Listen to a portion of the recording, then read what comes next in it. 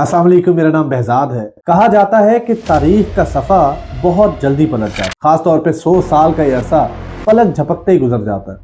آج ہمارے درمیان جتنے بھی لوگ، بلکہ اس دنیا میں جتنے بھی لوگ زندہ ہیں، ٹھیک 100 سال کے بعد ان میں سے ایک بھی شخص زندہ نہیں رہے گا۔ ہمارے گھروں پر انجان لوگ رہ رہے ہوں گے، اور اگر آپ کی ایج 20 یا 25 سال سے زیادہ ہے تو شاید فاتحہ کرنے کے لیے بھی کوئی نہ ہو، لیکن 100 سال تو بہت لمبا عرصہ ہے۔ آج ہم بات کریں گے بس 1 سال کی، کیسے انسان کے اس دنیا سے چلے جانے کے محض 1 سال بعد اس کا نام و نشان ختم ہو جاتا ہے۔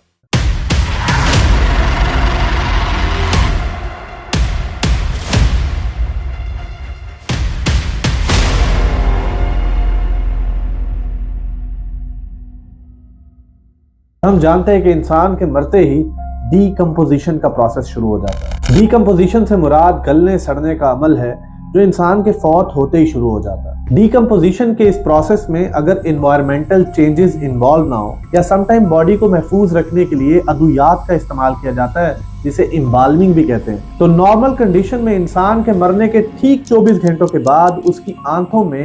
ایسے کیڑوں کا گروہ سرگرم ہو جاتا ہے جو مردے کے پخانے کے راستے سے نکلنا شروع ہوتا ہے،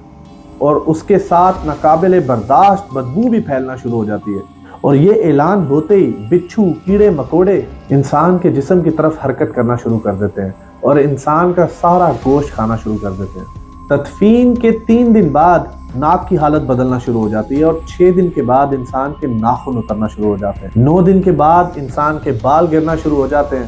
اور پھر انسان کے جسم پر کوئی بال نہیں رہتا اور پیٹ پھولنا شروع ہو جاتا ہے۔ 17 دن کے بعد پیٹ پھٹ جاتا ہے اور دیگر اجزاء باہر آنا شروع ہو جاتے ہیں، اور 60 دن کے بعد انسان کے جسم سے سارا گوشت ختم ہو جاتا ہے اور اس کے جسم پر ایک بھی گوشت کا ٹکڑا باقی نہیں رہتا۔ 90 دن کے بعد انسان کے جسم کی تمام تر ہڈیاں الگ ہونا شروع ہو جاتی ہیں، اور 1 یا 1.5 سال کے عرصے میں انسان کی تمام تر ہڈیاں بوسیدہ ہو جاتی ہیں۔ ایک بہت ہی مشہور تابعین گزرے ہیں جن کا نام طاؤس تھا۔ وہ ابن عباس کے شاگرد تھے، اور انہوں نے حضرت عمر بن عبدالعزیز سے ایک دفعہ نصیحت کی۔ انہوں نے کہا کہ ایسے شخص کو اکڑ کے چلنے کی کیا ضرورت ہے جس کو اللہ نے ایک ناپاک نطفے سے پیدا کیا، ایسا شخص جس کو 2 دفعہ شرمگاہوں سے گزارا گیا، یعنی 1 دفعہ اس کے والد اور 1 دفعہ اس کی والدہ کی شرمگاہ سے، ایسا شخص جو اپنے پیٹ میں غلاظت اور پخانے کا بوجھ لیے پھرتا ہے، ایسا شخص جس نے مرنے کے کچھ عرصے بعد ہی گل سڑ جانا ہے، ایسے شخص کو اکڑنے کی کیا ضرورت ہے؟ اور اسی بات کا تقاضا اللہ تعالیٰ قرآن پاک میں کرتے ہیں کہ انسان غور کیوں نہیں کرتا کہ ہم نے اسے ایک حقیر نطفے سے پیدا کیا، اتنا حقیر کہ ہم ریئرلی اس کے بارے میں بات کرتے ہیں، اتنا حقیر کہ ہمارے جسم سے نکل جائے تو ہم خود کو پلید اور ناپاک محسوس کرتے ہیں، اتنا حقیر کہ ہم پر غسل فرض ہو جاتا ہے، اتنا حقیر کہ کپڑوں پہ لگ جائے تو کپڑے دھونے پڑتے ہیں، اتنا حقیر کہ اس سے جان چھڑانی پڑتی ہے۔ اگر انسان صرف اتنی سی بات پر غور کر لے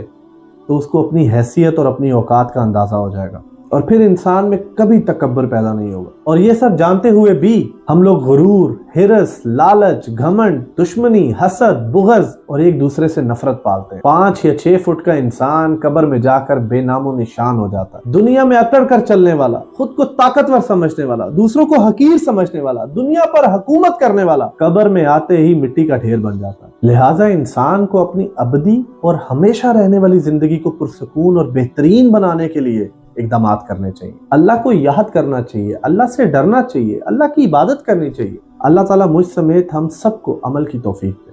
آمین۔